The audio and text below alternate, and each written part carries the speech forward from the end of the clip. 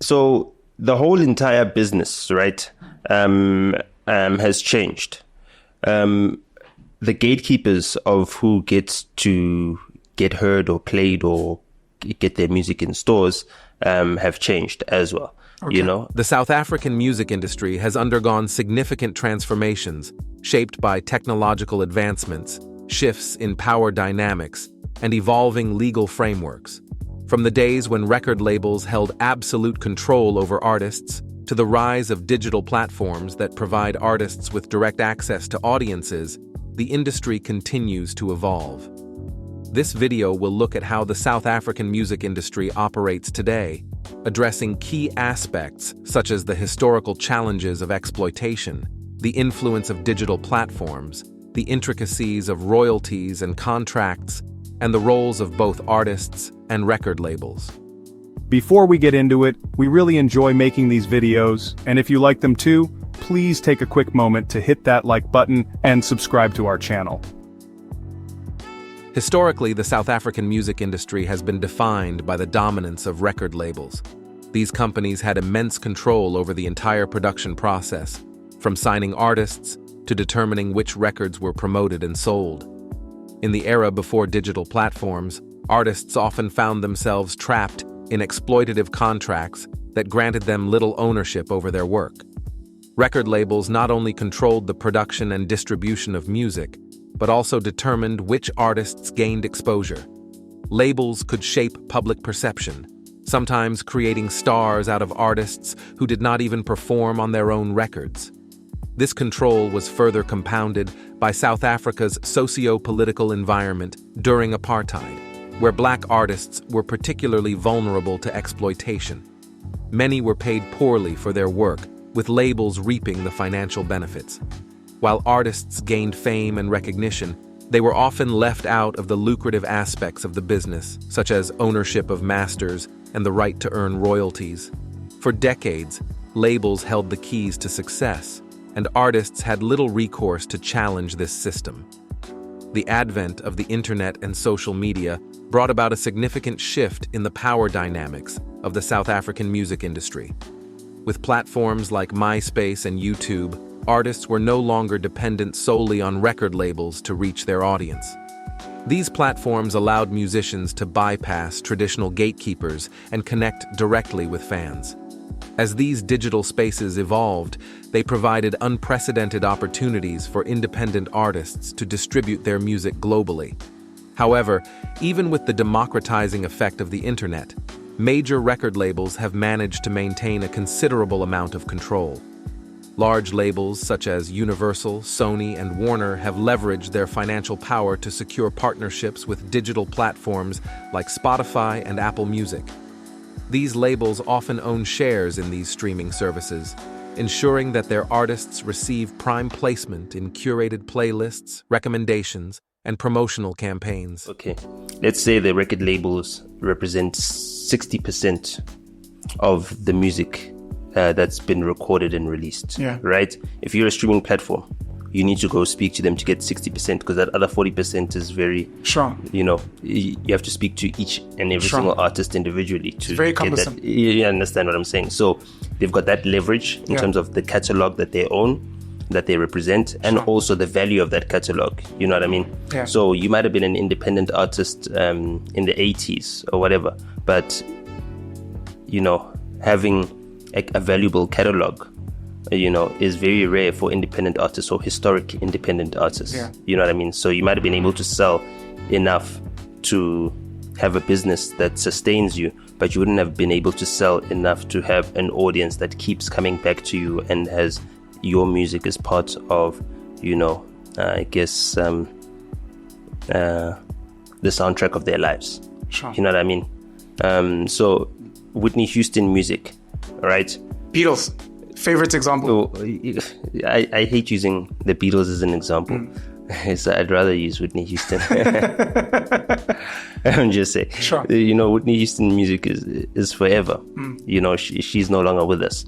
But the music itself was made at a time where the record labels really controlled the industry. And whenever Whitney Houston dropped, it's like the world basically stopped, you know what I mean? And it didn't really matter what was going on personally, as long as she was able to deliver a product. The machinery was able to do whatever else is necessary, because it wasn't really the role of the artist to be part of the promotion and the distribution of their own music. And now it's similar but different as well, where the machine still exists and they still exert control over the streaming platforms, which is the primary distribution mechanism to get music out there. This level of control, while not as absolute as in the pre-digital era, still gives major labels a significant advantage over independent artists trying to navigate the crowded digital landscape. One of the most misunderstood and contentious aspects of the South African music industry is the system of royalties and contracts.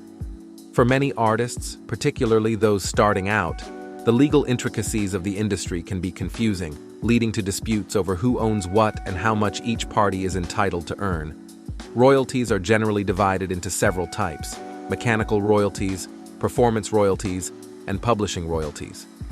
Mechanical royalties are paid whenever a song is reproduced, such as when CDs were pressed or when a song is streamed on digital platforms. Performance royalties are earned when a song is played publicly, whether on the radio, in a restaurant, or at a live concert. Publishing royalties are paid to songwriters and composers whenever their music is used in media, such as films or advertisements. In many cases, record labels own the master recordings of songs, meaning they earn the bulk of sales royalties. Artists, in turn, earn income from their performances or compositions, but these streams are often much smaller than the revenue generated by owning the masters. This creates a financial imbalance that leads many artists to feel exploited. As they gain fame and recognition, artists often demand to renegotiate their contracts, believing they should be earning more. However, record labels typically argue that they are entitled to the lion's share because of the financial risks and marketing efforts they invest in promoting the artist. Despite the rise of digital platforms, record labels continue to play a critical role in shaping the South African music industry. They maintain significant control over the distribution and promotion of music through their financial investments and strategic partnerships with streaming services. For example, when an artist's song appears on the homepage of a streaming platform or is featured in a curated playlist, it is often because the label has paid for that placement. This form of gatekeeping ensures that major label artists continue to dominate the charts and gain the most visibility. Labels also use their influence to secure lucrative deals for their artists, including sync deals, where a song is used in a commercial, movie, or television show, endorsements, and international collaborations. While independent artists now have the tools to distribute their music more easily, they still face an uphill battle in gaining the same level of exposure and financial success that major label-backed artists enjoy. For aspiring independent artists, the South African music industry presents both opportunities and challenges. On one hand, digital platforms like YouTube, SoundCloud, and Apple Music allow them to reach audiences without the need for a record label. On the other hand, these platforms are highly competitive, and without the financial backing and promotional resources that major labels provide, it is difficult for independent artists to gain widespread recognition. One key challenge for independent artists is navigating the complex legal and financial aspects of the music industry. Many young musicians are unaware of their rights and the importance of owning their masters or negotiating favorable royalty splits. As a result, they may sign unfavorable contracts or rely on verbal agreements, which can lead to disputes down the line. Additionally, the digital landscape, while offering opportunities for exposure, has created a new form of competition. Social media algorithms and digital playlists often favor artists who are already well known or backed by labels. Independent artists must therefore not only create compelling music, but also become adept at marketing themselves, building a fan base, and managing the business side of their careers. So, what's next? The South African music industry is a complex and ever-changing environment. While digital platforms have provided new opportunities for artists to distribute their music independently, major record labels still wield significant power through their control of distribution channels and strategic partnerships with streaming services. For artists, understanding the intricacies of royalties, contracts, and the business side of the industry is crucial for achieving long-term success. In an industry where talent alone is no longer enough, knowledge and savvy negotiation are key to ensuring that artists retain control over their work and reap the financial rewards of their creativity.